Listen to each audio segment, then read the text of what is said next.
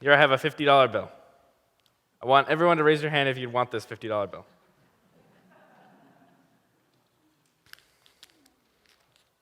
Who still wants it?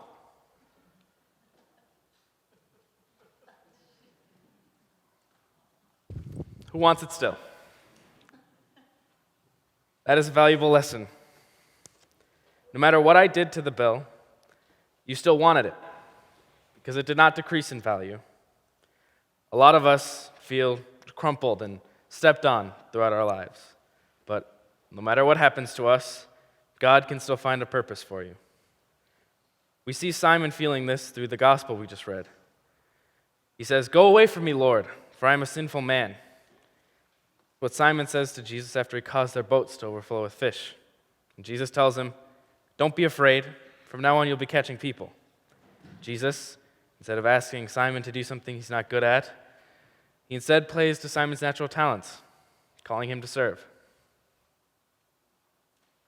A reading from Isaiah 6. In the year that King Uzziah died, I saw the Lord sitting on a throne, high and lofty, and the hem of his robe filled the temple. Seraphs were in attendance above him. Each had 6 wings. With 2 they covered their faces, and with 2 they covered their feet, and with 2 they flew. And one called to another and said, "Holy, holy, holy is the Lord of hosts. The whole earth is full of his glory."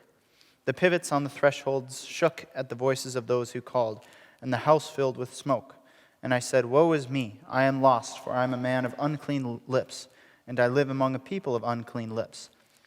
Yet my eyes have seen the King, the Lord of hosts." Then one of the seraphs flew to me, holding a live coal that had been taken from the altar with a pair of tongs. The seraph touched my mouth with it and said, "Now that this has touched your lips, your guilt has departed and your sin is blotted out." Then I heard the voice of the Lord saying, "Whom shall I send, and who will go for us?" And I said, "Here I am, send me." Isaiah is another example very similar to Simon Peter, where when he's called on by the Lord, he says right away that I am unworthy. I'm not what you're looking for. And he's very adamant about the fact that he has unclean lips, that he lives among people who have unclean lips. They are not worthy to even speak of the Lord. But God's response to Isaiah is that I will clean your lips, I will cleanse them, and my words will flow through you. Isaiah and Simon Peter lived about 700 years apart, and they still have the same feeling of unworthiness. And I believe about 2,000 years later after Peter, a lot of us still deal with that. A lot of us feel unworthy at times. We feel like we aren't good enough to carry out God's mission for us. When in reality, we do not define our own worth. Jesus defines us as worthy, and he says and looks at every one of us and says, "I can use you for my good, regardless of what you think about yourself." But Jesus does not just make a plan for us and tell us to go do it. He plays to our strengths, just like Gavin just said about Simon Peter and fishing.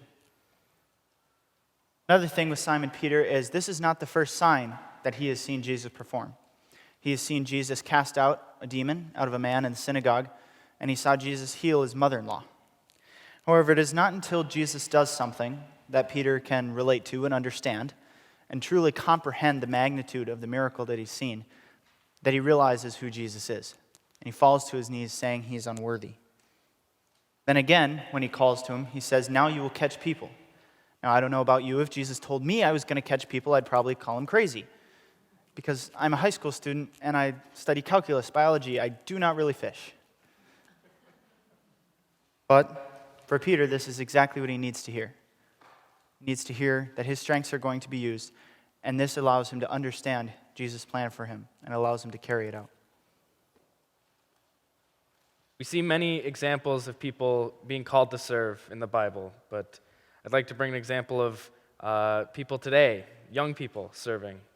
I'd like to talk about the 16-year-old Minnesotan, Ezra Hisri. Ezra is a global warming activist who co-founded the U.S. Youth Climate Strike. Ezra was one of the many people who participated in the climate strikes in September of 2019. Ezra said, "I'm striking on September 20th because it's important to represent not only myself, but a community of people who are being impacted by this issue." And if that's not being called to serve by God, I don't know what is. Ezra is truly someone who was called to serve her community by bringing awareness to a problem that is already a quite serious issue. God calls on all of us to serve our community. whether it be in big ways like participating in massive strikes or even just picking up trash around the community. He calls every single one of us to serve. I'd like to point out an example of someone a little closer to home, and he sits right up there every Sunday. It's Eric Heyer. He makes the band and I sound good, and sometimes better than we are some Sundays.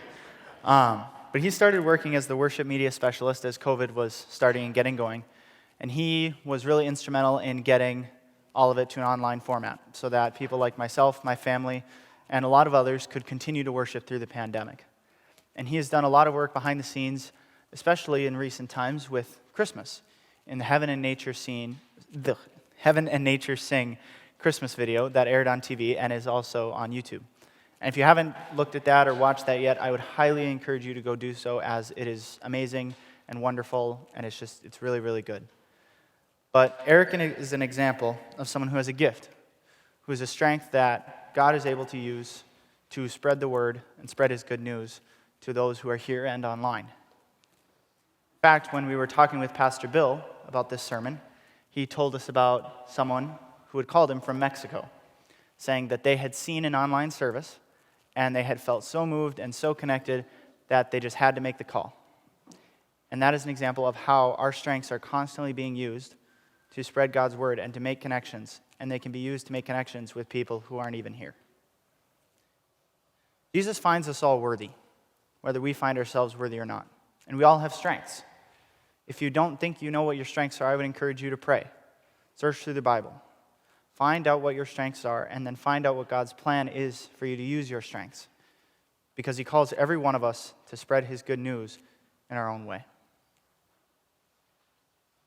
I want to leave you with one final sentiment.